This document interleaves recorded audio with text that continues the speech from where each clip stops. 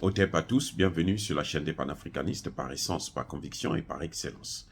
Celle des citoyens kémites par nécessité et obligation de combat. Nous sommes une chaîne qui n'est guidée que par nos ancêtres et rien que par les ancêtres qui appartiennent à l'égrégore du monde noir. Par conséquent, nous ne croyons en aucun Dieu venu de l'étranger. Toutefois, cette vidéo n'est aucunement destinée à inciter à la haine ou à la violence, car nous menons un combat qui est d'abord et avant tout spirituel, intellectuel et démocratique. Ensuite, il est politique, géopolitique et géostratégique, contre l'impérialisme, le colonialisme, le néocolonialisme et l'endocolonat, qui sont tous qualifiés de crimes contre l'humanité. Nous menons ce combat sur la base du principe fondamental que nous avons hérité de nos ancêtres kémites, qui est celui de la Mahat, c'est-à-dire solidarité, vérité et justice. Vous êtes donc en droit de connaître la vérité et nous avons l'obligation de vous dire la vérité, rien que la vérité, afin que justice soit rendue au continent africain. Et ça, c'est notre modeste contribution dans cette noble lutte en faveur de la souveraineté, la dignité, la solidarité et l'unité africaine. C'est exactement ça que nous appelons le panafricanisme. Bien-aimés frères et sœurs, comment l'État malien a lui-même financé le terrorisme sans le savoir, sur la base des accords d'Alger? Comment la France et les pays de l'OTAN, y compris aussi les pays africains comme l'Algérie, ont aidé à ce que l'argent qui finance les terroristes vienne aussi en partie du gouvernement malien? Comment on est arrivé à cette manipulation? En fait, ce sont les conséquences des accords d'Alger. Quand il y a eu accord d'Alger, la première des choses que le gouvernement malien a fait, c'était de recruter, intégrer certains Touaregs dans le gouvernement et dans les instances de l'État, leur donner un certain nombre de responsabilités. Et pour cela, ils avaient un salaire, mais un salaire faramineux, qui était de 5 millions de francs CFA par mois. Et les combattants des Touaregs, eux, ils avaient 1 million de francs CFA. Mais les mêmes qui venaient à Bamako, quand ils viennent à Bamako, Bamako se dit, bon, on donne cet argent pour acheter la paix. On achète la paix. Vous venez, vous êtes dans le gouvernement, nous sommes tous ensemble, maintenant nous sommes des frères, on va avancer ensemble dans un pays unifié.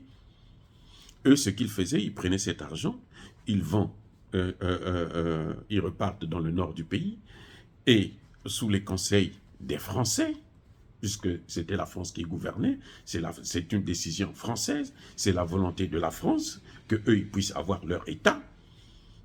Vous vous souvenez de Laurent Fabius qui disait que ici, comment dirais-je, les Touaregs ne veulent pas vivre avec les Maliens, comme si les Touaregs n'étaient pas des Maliens. Ils ne veulent pas vivre ensemble, il leur faut un État.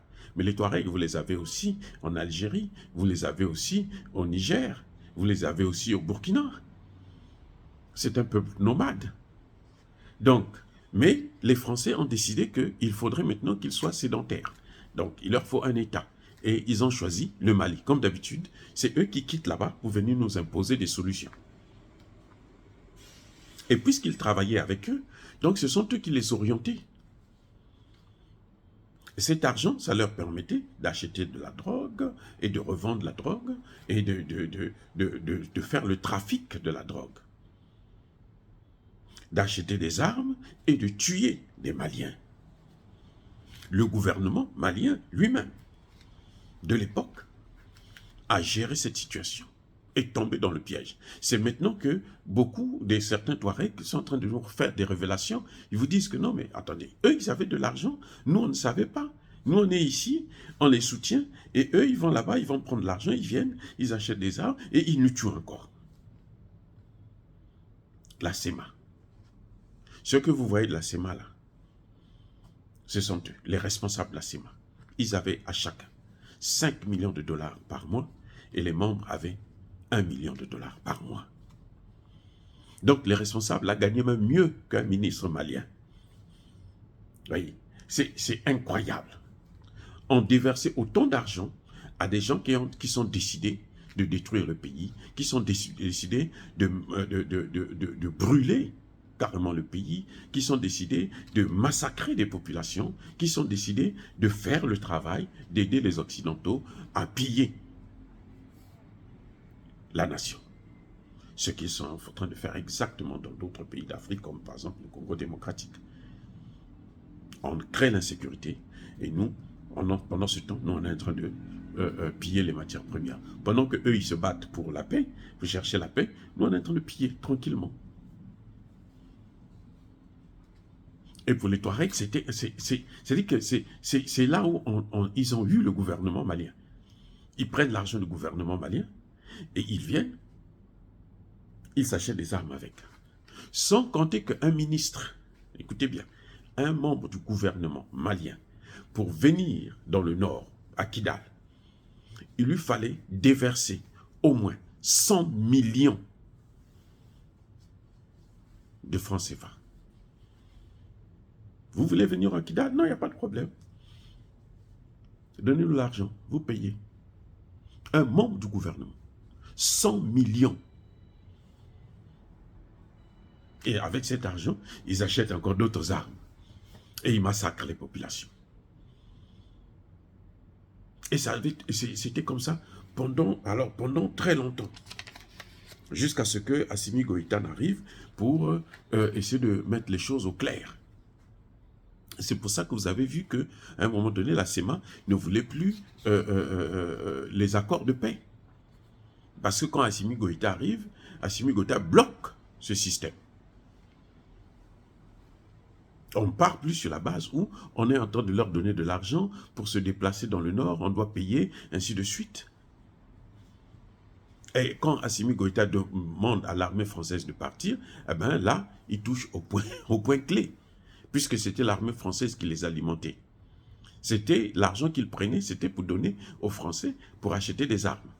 Et eux, avec cet argent, ils recrutaient encore d'autres Touaregs, d'autres terroristes, partout dans le Sahel. Voilà le système, comment il a fonctionné.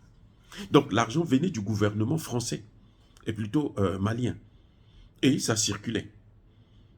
À travers les responsables de la SEMA, ça partait encore au niveau de la France, les Français recrutaient et ils les mettaient à la disposition de la SEMA, et la SEMA faisait ce qu'il voulait. Et chaque fois que le gouvernement malien décidait, voulait négocier, c'était les premiers à dire non, on n'a pas besoin de négociation. Il faut seulement faire la guerre. Ou bien laissez-nous aller parler avec eux. On leur donne encore un peu d'argent, eux ils vont parler, ils vont faire leur fête avec, ils vont s'acheter des armes, et puis bon, ils mettent leur famille au chaud. Voilà comment ça a fonctionné pendant plusieurs années.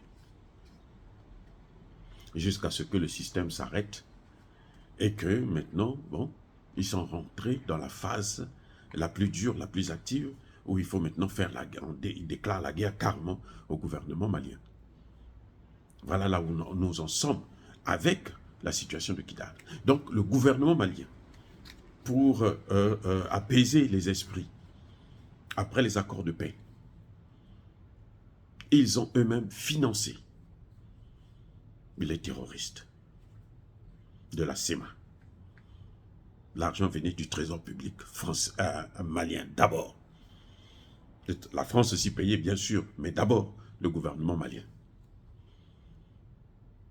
Un gouvernement qui a financé les tueurs de son peuple.